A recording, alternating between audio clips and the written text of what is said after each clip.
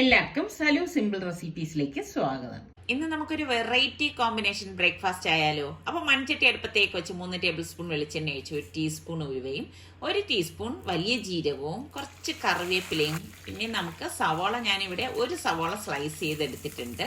അതുപോലെ തന്നെ 8-9 ചെറിയ ചുവന്നുള്ളി എടുത്തിട്ടുണ്ട്. അപ്പം ഫുള്ള് നിങ്ങൾക്ക് ചുവന്നുള്ളി വേണമെങ്കിൽ 10-20 ചുവന്നുള്ളി അങ്ങ് എടുത്താൽ മതി കേട്ടോ.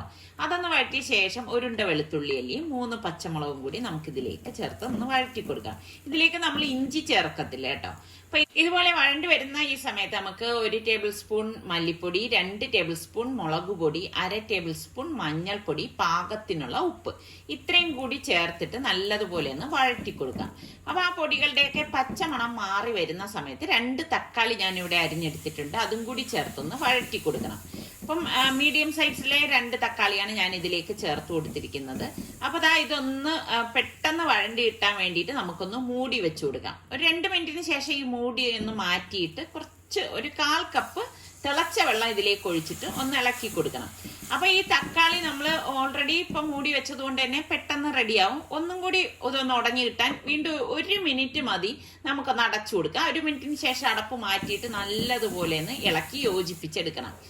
ഈ സമയത്ത് നമുക്ക് ഒരു 1/4 കപ്പ് പുളി പിഴിഞ്ഞത് ഇതിലേക്ക് ഒഴിച്ചു കൊടുക്കാം. ഇത് നമ്മളുടെ പിഴുപുളിയാണ് ഒഴിച്ചു കൊടുത്തിരിക്കുന്നത് കേട്ടോ. എന്നിട്ട് നല്ലതുപോലെ ഒന്ന് മിക്സ് ചെയ്ത് കൊടുക്കണം. മിക്സ് ചെയ്ത ശേഷം വീണ്ടും ഇതൊന്ന് മൂടി വെച്ചു കൊടുക്കണം. പിന്നെ നമുക്ക് ഇതിന്റെ അടപ്പ് 1 മിനിറ്റിന് ശേഷം മാറ്റുമ്പോഴേക്ക് എണ്ണയൊക്കെ തെളിഞ്ഞു വരും. ആ സമയത്ത് ഇതുപോലെ ഒന്ന് ഇളക്കിയ ശേഷം 1 കപ്പ് കട്ടിയുള്ള തേങ്ങാപ്പാലാണ് ഞാൻ ഇവിടെ എടുത്തിരിക്കുന്നത്. അപ്പൊ ആ തേങ്ങാപ്പാൽ ഫുള്ളായിട്ട് ഇതിലേക്ക് അങ്ങ് ഒഴിച്ചു കൊടുക്കും. ഒഴിച്ചു കൊടുത്തിട്ട് എല്ലാം ചേർത്ത് നല്ലതുപോലെ ഒന്ന് ഇളക്കിയെടുക്കും. ഇത് നല്ല കുറുകിയ ചാറോട് കൂടിയിട്ടുള്ള ഒരു കറിയാണ് കേട്ടോ. ഇതിപ്പം എന്തായാലും നിങ്ങൾക്ക് എല്ലാവർക്കും ഇഷ്ടപ്പെടും. ചോറിനായാലും പലഹാരത്തിനായാലും ഒക്കെ പറ്റിയതാണ്. അപ്പം ഞാനിവിടെ ചെമ്മീന് കഴുകി വൃത്തിയാക്കി എടുത്തു വെച്ചത് ഒരു 7-8 പീസ് ഉണ്ടായിരുന്നു. അപ്പം അത് ഇതിലേക്ക് ഇട്ട് കൊടുക്കുകയാണ്. അപ്പം ഇതിൻ്റെ അളവൊന്നും അങ്ങനെ ഒരു പ്രത്യേകിച്ച് ഒരളവൊന്നും ഇല്ല.